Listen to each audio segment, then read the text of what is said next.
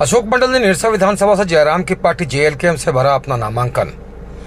झामुमो से टिकट नहीं मिलने के बाद झामुमो के पूर्व केंद्रीय कार्यकारिणी सदस्य अशोक मंडल ने जेएलकेएम का दामन थामा।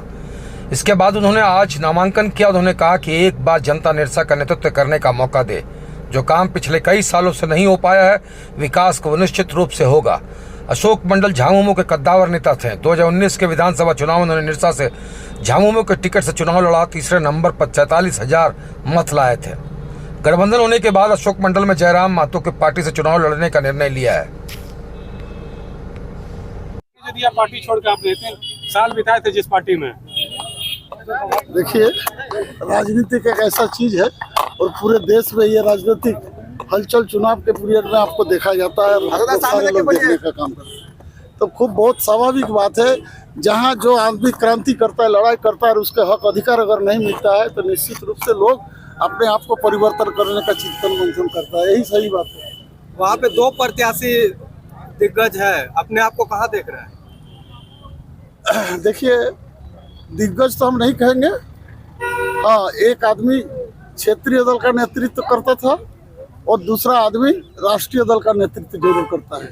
लेकिन आप अगर आज के दिन में, वर्तमान समय में आप अगर वहाँ जाइएगा और लोगों के बीच में अगर बात सुनिएगा, रखिएगा गांव में भी, तो निश्चित रूप से ये आपको बात तो मिलेगा कि इस दोनों ने ही एक 15 साल में कुछ नहीं दे पाया निरसा को और एक 10 साल में आज तक निरसा के लिए, निरसा के भविष्य के लिए, निरसा के नौजवान साथियों के लिए कुछ देने का काम नहीं किया। और सरकार का फंड जो आया उसको गलत तरीका से उसको यूज करने का काम किया और अपना व्यक्तिगत लाभ निभाने का काम किया। ऐसा तो पहला मुद्दा क्या रहेगा क्षेत्र के विकास में? देखिए, हमारा राज्य के अंदर में एक संविधान बना हुआ है और जिसका प्रतिनिधित्व अगर कोई इलेक्टेड मेंबर बनता है तो उसके अंदर में समाहित किया गया है एक इलेक्टेड जनप्रतिनिधि का काम क्या है।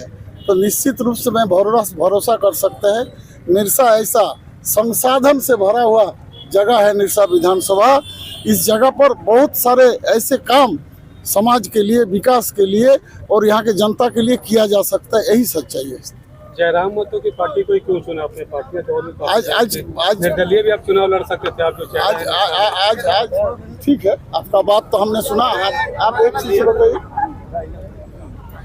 पूरे देश में देश स्वाधीन होने के बाद बहुत सारे लोगों ने राज्य चलाने का काम किया, देश चलाने का काम किया है। यही बिल्कुल सही बात है। और हमारा झारखंड आज से 2000 माने आज से 25 साल 24 साल पहले झारखंड अलग राज्य किया। लेकिन उसके बाद भी हमारे यहाँ के लोगों के लिए, यहाँ के लिए लोगों का जो आस्था होना चाहिए, चाहे क्षेत्रीय दल के साथ हो, चाहे क्या बोलते हैं केंद्रीय राष्ट्रीय दल के साथ हो, तो कहीं ना कहीं शोभा नहीं दे पा रहा है और ना उसका हक अधिकार दिला पा रहा है। जिसके कारण एकमात्र वर्तमान समय में पूरे झारखंड में नहीं, पूरे देश के उत्तरांचल में एक ऐसा लीडर उभर के आया है जिसका हित के लिए, यहाँ समाज के हित के लिए और पूरे झारखंड के हित के लिए लड़ाई करने का काम कर रहा है और खुली चुनौती जिसको बोला जाता है उसको देने का भी काम कर रहा है। यही सच्चाई है। एक नई ताकत मिल गई अशोक मंडल, क्या कहा जाए? अशोक मंडल निश्चित रूप से, अगर आप आज हमारे पास है तो मेरा ताकत आप है, लेकिन ऐसा नहीं है। जो काम हम चाहते थे, जो काम नहीं मिल पाया है, लोगों का उम्मीद है, क्या बोलते हैं, हमारे जयराम महतो जी नेतृत्व करने के बाद झारखंड में उभर के आया है।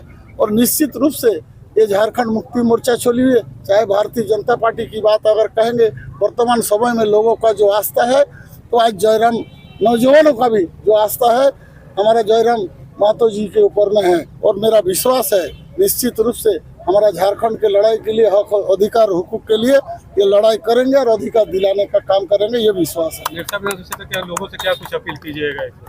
अपील क्या, आप जानते हैं लोकतंत्र में वोट होता है और वोट किस लिए होता है? वोट मांगा जाता है और जनता देने का काम करता है। हम क्या अपील करेंगे? लोगों का अगर विश्वास और आस्था जरूर होगा मेरे साथ, तो निश्चित रूप से हमें इसे इस बार प्रतिनिधित्व करके भेजने का काम करेंगे, इसमें कोई दो मत नहीं।